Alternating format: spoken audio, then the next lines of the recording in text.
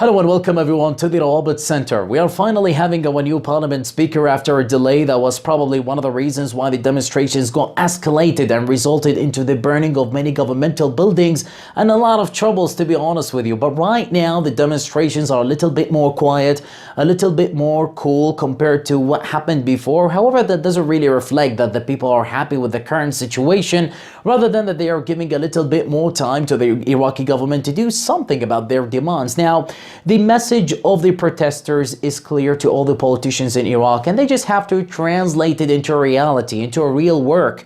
Otherwise, those demonstrations might get worse. Now, Mr. Mohammed Al Halbousi is our new parliament speaker. He's a young lad, educated, charismatic, passionate and motivated, and it seems like he wants to do a lot of good things, not only to the Iraqi parliament, but to Iraq in general. I mean, a lot of Iraqi politicians praised him. The Anbar Governorate Council as well praised him a lot because he was the governor of Anbar Governorate, and these are all good news for us, are all good indications that he's actually going to do something really positive for us. However, his position is one of the most challenging positions ever. I mean, the Iraqi parliament been accused with a lot of bad accusations, corruption, ineffectiveness, for example, because the people stormed the Iraqi parliament in 2016 because they found nothing out of it.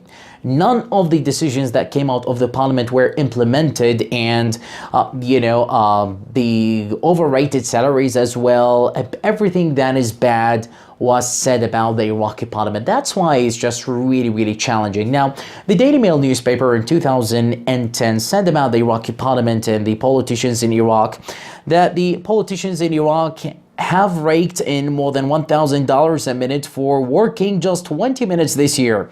They picked up a fee of $90,000 and a monthly salary of $22,500 a month for doing next to nothing and staying in Baghdad's finest hotels. Now, the good thing here about it is that Mr. Al Halbousi talked about this in one of the interviews that he had before he became the Iraqi parliament speaker, and every single Iraqi family that has a TV at home saw Mr. Al Halbousi interview where he revealed the overrated salaries, the very bad management of the money management, the expenditure, the kind of, overrated benefits that they are getting. So as long as he announced that and he talked about it on TV, it means that he's actually going to do something about it, and he's going to stop it, and he's going to just take us to the right path and make the Iraqi parliament represent all the Iraqi people and just implement all the demands of these people who are, protesting today, for example. Now, however, with all these good indications that I'm talking about, the Independent newspaper in a recent article showed that it is really pessimistic about the whole situation. And it said, and I quote, that the problem is not just individual corruption, but the political mechanism as a whole. And this is just something been built up since 2003. It's not something that came yesterday, right? When you compare the Iraqi parliament, for example, right now to any parliament in the world, if we choose, for example, the Norwegian parliament, I know it's like a huge distance between the two parliaments, but the Norwegian parliament, for example, doesn't give that overrated salaries that the members of the Iraqi parliament are getting. They don't give cars, no security, no houses, no benefits, just not that much really, because they are supposed to be representing the people. They are supposed to be staying with the people, and the members there just compete with each other to serve the citizens there in Norway. So all these things really are just things that the members of the Iraqi parliament needs to do, and we hope that they can do it. But it's been years we are waiting for something to be done, but nothing been done so far, for 15 years.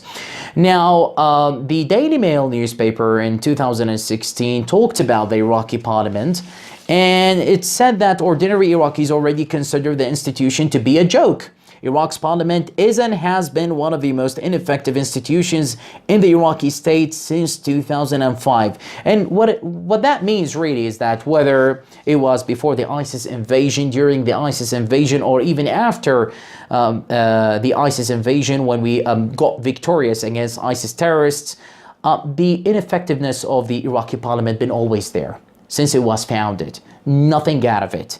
So the the excuses of ISIS and Al-Qaeda and whatever challenge that Iraq has doesn't really mean anything. It's going to be always ineffective. That's what the Daily Mail said in 2016 about it. And Mr. Al Halbousi actually been since he got actually assigned as the parliament speaker, he actually went to Basra. He invited all the members of the Iraqi parliament. He had a very positive meeting with Basra's governor as well. A lot of good speeches, a lot of good ideas. It seems like the members of the Iraqi parliament wants to do something, and Mr. Al Halbousi just is trying to make it effective. And these are just really, really, really good indications. And the thing is, now the people are just waiting for things to be implemented. This is the thing that everyone is waiting for. The Independent newspaper as well, in one of its recent articles, it said that even if a new government is formed under the current Prime Minister Haidar al-Abadi or some other figure, it may not make much difference. Now, the Independent are looking at the 4.5 million employees, under the Iraqi government. These people get the benefits from the Iraqi government, and the kind of corruption that is built in around, they will not really allow major changes to be happening. They will just try their best to keep things as it is in order for them just to keep continuing getting the salaries that they are getting, the money that they are making, all that. So that's why it's really tough. That's what the Independent newspaper are looking at actually. And the thing is, everyone is just hoping for a lot of good changes this time, but at the same time there are things that you need to do a huge change in it, and we don't know if that's really going to happen or not. But Iraqis always been hoping since 2003. Now, one of the journalists of the New York Times who actually stayed in Iraq from 2003 to 2010, especially at Basra. He was at Basra and he had a lot of interviews, and he looked at a lot of things that are happening, but he revealed everything that he saw in 2016, and everyone was waiting for what he will say. He didn't reveal anything until 2016. For 6 years, he was just hiding the things that he knew about. He was just watching the whole situation. Now, let me just show you one of the just simple comments that was written in his article at the New York Times that was, as I said, released in 2016. He said that in one of his interviews with Mohammed Hussein, who's 24 years old, a policeman from Nasiriyah, he told him in 2005, which means 2 years after the US invasion of Iraq, he said, people here are angry. The situation is not as we hoped it would be after the toppling of Saddam's regime, because there is no reconstruction as we were promised.